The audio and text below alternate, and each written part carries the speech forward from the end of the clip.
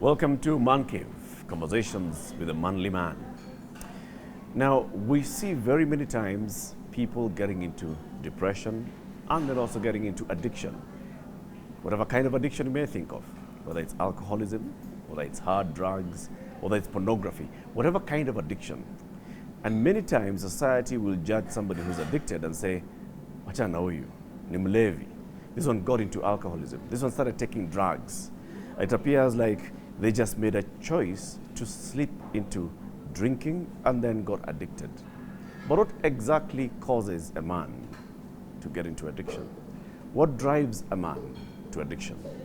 That's the conversation we want to have today. And our guest is an entrepreneur, Odipo G. Thank you for joining us. Thanks for having me. Odipo, you look okay. Thank you. But you were not okay No, I a wasn't. couple of years back. No, I wasn't. You had got into that state where you're talking about addiction. Yes. What kind of addiction were you in? Actually, it wasn't one. It was sex, alcohol, and drugs. Sex, alcohol, drugs. Yes, I call it the SAD addiction, SAD. so it was sex, alcohol, and drugs. Yes. And for how long were you in that state? Oh, man. A few years, honestly. Few years. It was one of those things that you can't really tell exactly where it started, because by the time you realize it has come to be, you can't trace the when did it start. You know, like it's not like a play button, like play, start. Yeah. But I'm glad I can know where it ended.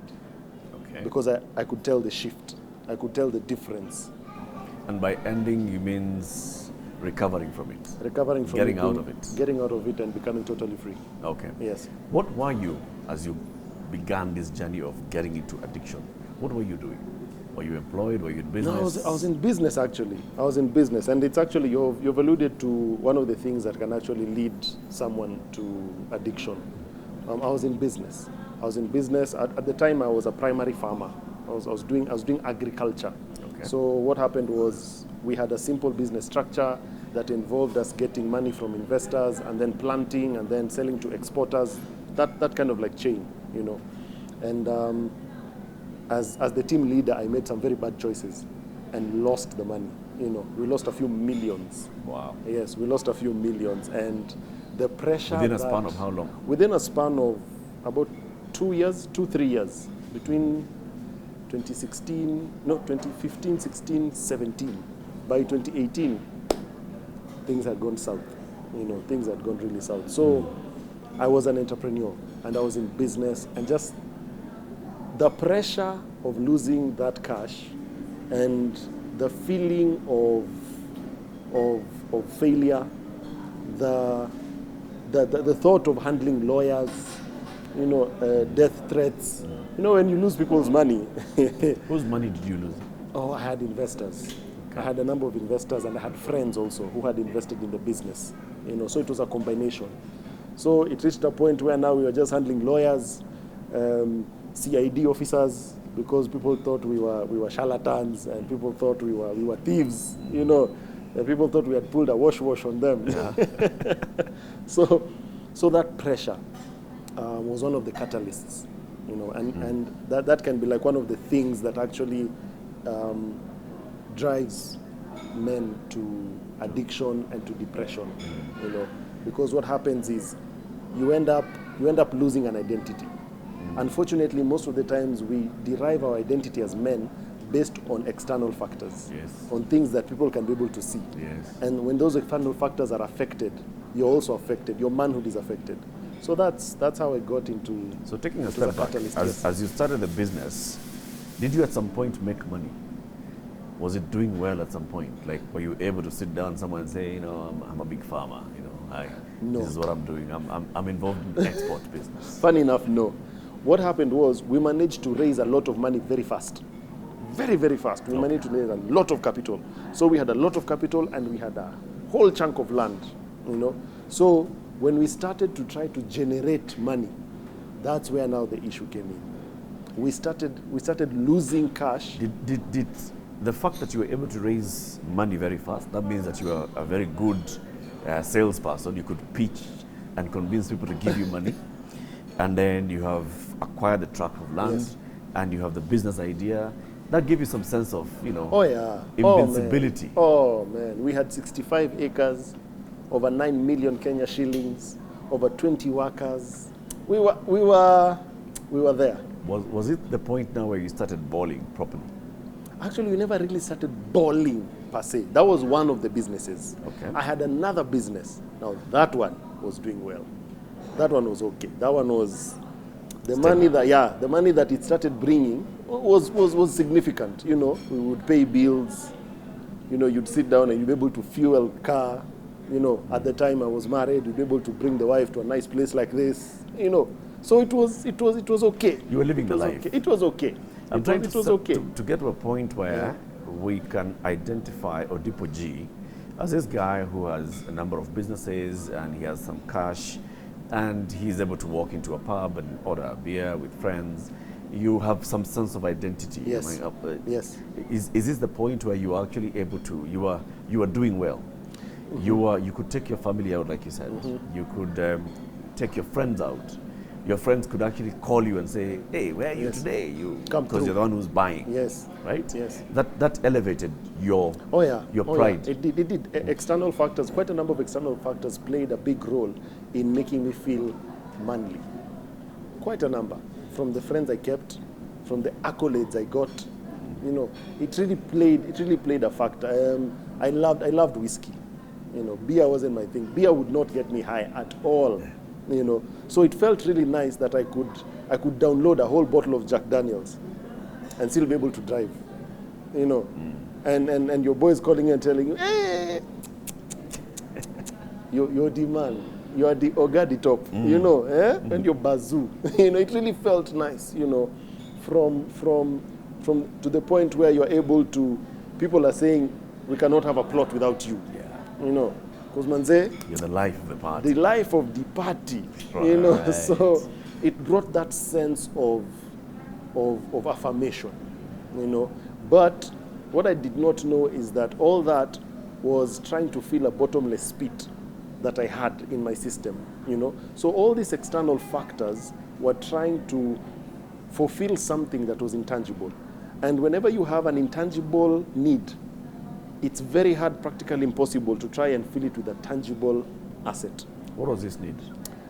This need was identity. I did not have an identity. I'm a last born boy. I have 5 brothers ahead of me and 1 sister. And our sister came in later on when we were fairly teenagers. We were fairly grown up. So I had always grown up with 5 boys ahead of me.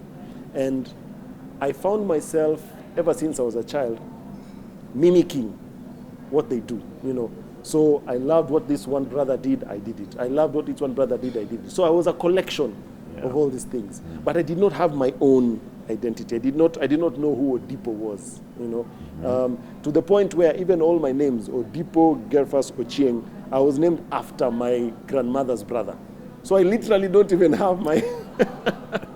And it doesn't help that I am a Control-C, Control-V copy-paste of my father. Bas. So when you look at any area of my life, I really did not know who I was, And as I grew up, as a man, there's always that need to have your own identity, to know your own you, And I started trying to get that from external factors, from the validation. Women. Validation, Right. from the women to the drinks, to the parties, to the what, to the businesses and all this. So that's where I was trying to get this identity at the end of the day. That's what I realized. As the things started now going south, this one business is not doing well. How did that affect that identity? Wow, because you see, it's the same way when they say there's a certain level under the sea when you go, the pressure becomes too much and you can literally pop. Even some submarines can't get to that level. What happens is that the external pressure becomes more than the internal pressure, and then it compresses. So that's exactly what happened. So I was using all these external factors to elevate me. I was using all these external factors to make me feel like a man. So my identity was directly tied to these external factors. So the moment those external factors were affected negatively, so did my identity. So it started crashing in, and all the businesses went bust. It's like they had a meeting. This year is going south, and it went south. So everything went it south. was like the first domino. Yes. It just And went toppling all the others. Everything went south. Because you're not able to Everything- focus? Focus zero. Right. You know, because when you don't have an identity, you don't know yourself. When you don't know yourself, it is practically impossible to think rationally. And the moment you start thinking irrationally, your results will go without saying. They will be irrational. And irrational results will bring irrational life. You have an irrational life. Whether you like it or not, Yeah. it is a trend. Yeah, so the moment my external factors that I had plugged in my manhood on went down, it was like the cameras that we have here. The cameras are working perfectly, but the moment you switch off the electricity, it doesn't matter whether the camera is 2 million, 3 million Kenya shillings or $200,000. Without electricity, which is a very important factor in powering the camera will not work. So that's exactly how I was. I had plugged in my power source to external factors, and when those external factors were switched off, It just went south from that point just on. went south. So how did you Just get went into south. hard drugs, into deeper alcoholism, into sex addiction?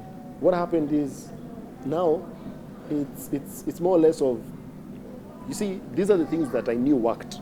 They worked for me. They made me feel better. Sawa sawa. And the challenge is that the more I got into them, the higher my tolerance got. The higher my tolerance got. You know, when it came to weeding up, probably if you would outsmoke me, you'd be Wiz Khalifa or Snoop Dogg. one of the two. One of the two. Because my tolerance got very high. But it's not the tolerance that got high. It was the gap that was in me. It's a craving. That was increasing. You know. So everything else was remaining, but the gap in me was increasing. So what happened was, I started craving more of these things. So when I felt less of a man, my system told me, the last time you felt like a man, you plugged into sex, alcohol, and drugs. That's what you plugged into, okay? So in order for you to feel like a man again, what do? Head there. There you go. That's You your know? fix. There you go. And since the gap was bigger because the businesses had gone south and the pressure was intense, it was concentrated. The more I got into them, the more I indulged. You know, yeah, and the deeper I got into. How was your family at this point? Now, family from the point of parents and siblings, and then family from the point of wife. Family, parents and siblings and wife at the time, they didn't know. They didn't know. You know, They didn't know that the businesses were not doing well. they didn't know the business. They knew the businesses were not doing well. They just didn't know how badly. The extent. Yeah, the extent. They just didn't know how bad things were. You kept it hidden. I kept it hidden, and I had developed this nature of being a happy-go-lucky kind of like sanguine person, you know, and that's very easy. When you have that kind of nature, it's very easy to mask. I can be with you and we're having the time of our lives, man, Yeah. you know. Yeah. But by the time I'm going home, I'm in tears. Tara, when I'm in the car alone, I'm in tears, you know. When I wake up in the morning and I'm wondering, why am I alive, you know? I've attempted suicide a number of times. I usually say I was so poor I could not afford to commit suicide. Could afford to die. And I Even could death not did afford not even want you. death, you know, and I could not pay that bill, man, you know. So it reached that point when they did not know, you know, they didn't know the degree. But they could see. They could see. that you are taking more into alcohol. You're taking more into drugs. Well, I'd imagine your wife did not know that you're sexually addicted. She actually did not know. Honestly, she actually, you know, the thing is this. Yeah. One of the things people need to need to understand is that an addict is a very good liar and an exceptional deceiver. You know, and these are the things that made me end up getting into a divorce and all that. You know, because I was an exceptional liar, exceptional deceiver, and a perfect manipulator. So when you put those three together, it's very easy to hide some of these things. Yeah. You become witty, you know. you know that, hey, she can be able to smell the alcohol. So what I'll do, I'll switch into an odorless drug. I'll take Molly here, you know, I'll take this. So you become clever, you become more witty, you become unakom janjes vile tunasema kwa lugha ya mtaa. Unaona? Yeah, so it was a bit challenging for them to be able to say, hey, by the way, we need an intervention for you. Because so you did not get to that point, well, where they were saying, you know, this is too much. This is too much. It's actually me who told them that you were in trouble. Yes. What got you to that realization, to that acceptance that there's a problem? I got tired. I got tired, Eric. I got tired. It was such a fatigue-filled life. Waking up in the morning, 8 o'clock, and I'm tired, and I've done nothing. I just have, my mind is just heavy. My heart is just broken. My body is not functioning. Nothing seemed to. I got tired. Where the only thing, to the point where I would envy the people who'd commit suicide. I'd envy them, you know. And that's the trajectory I started taking now, going to attempting suicide and all that. And I would have succeeded. Actually, I was 100% sure I was not going to see 2019. I was sure that my last year on earth was 2018. I was 100% sure. And I had purposed. That's how by the end of 2018 is when now my life just took a shift. You know, it just took a turn. And I decided, you know what? This is not why I'm on earth. Like, is this it? Is this it? I had one of those hard conversations where you unajita kamkutano. Yeah. And you definitely start asking yourselves, you become brutally honest with yourself. Uh-huh. And when I started becoming brutally honest with myself, I realized, wow, something needs to change. I want to hear that. I mean, what led you to this internal meeting? How did it happen? I mean, what triggered it? Was it some external force? Was it a friend who mentioned something? What is it? I mean, did you just wake up one day and thought, no, let me have a meeting? Actually, what triggered it, I started asking myself the hard questions. Like, okay, am I here? What on earth am I here for? You know, I know what I'm doing is definitely not what I'm supposed to do. I know for a fact. You know, I know for a fact I have the need to be free from this depressing feeling. I have a need, you know. And the moment I got to that point of overcoming my fear and going past my shame, that's when now it opened up. The best point to get, to me, the point of healing, and anyone who wants to get free or is looking at a way of how to just get free of addiction, the first step is to get to the point where your pain outweighs your shame. The moment your pain outweighs your shame, you're in the right trajectory. Define those two terms. Well, it's very simple. I was in so much pain, but that pain for a very long time was overweighed by shame. Guilt, you know, I'm betraying my family, I'm betraying my marriage vows, I'm betraying my church, I'm betraying who I am, you know. I'm thinking, how will people perceive? Considering the fact that, you know, once upon a time I was on radio, you know, once upon a time I was the person giving people advice in relationships, you know. Once upon a time it was perceived that I had the perfect life, you know. So all those things coming into play. Once upon a time I look at it and I'm thinking, all these guys were looking up to me. All the toys, all the teenagers and all that. How do I even start? So that shame. And the thing is, the more that shame came, the more I indulged. Because the more I wanted to feel better. And the only thing I knew how to feel better were all these other factors. Right. But it reached a point that pain became so intense, I didn't care about the shame. It didn't matter what other people thought. It did not matter. It did not. It was like, you know, the way, I've ever had a stomachache, you know? And there are levels of stomachaches. There's a stomachache where you can say, I can get home. It's okay. I can get home. Yeah. But there's this type of stomachache where You've got to go. now. There was another time we were coming from Mombasa. So we had done something in Mombasa, and we were with some few friends, and we were driving. Okay? So our guest prepared some nice biryani for us as we were going. Something wasn't right with that biryani. Something wasn't right. Bro, I'm telling you, on the road, it reached a point. It was driver, smama, hapa. No, not there. It's got to be here. It's now. here and now, and I had to go. And that's the point. That's the point I reached. I reached a point where I did not care who said what. Yeah. That pain was so intense. It was another analogy is like the labor ward. I've never been to a labor ward, but apparently what I hear in the labor ward is the women giving birth there do not care whether they are naked, whether you're taking pictures, the pain of delivery. They just want that baby delivered. They just want that baby out. So it was exactly the same thing. I reached a point where that pain became unbearable. Yeah.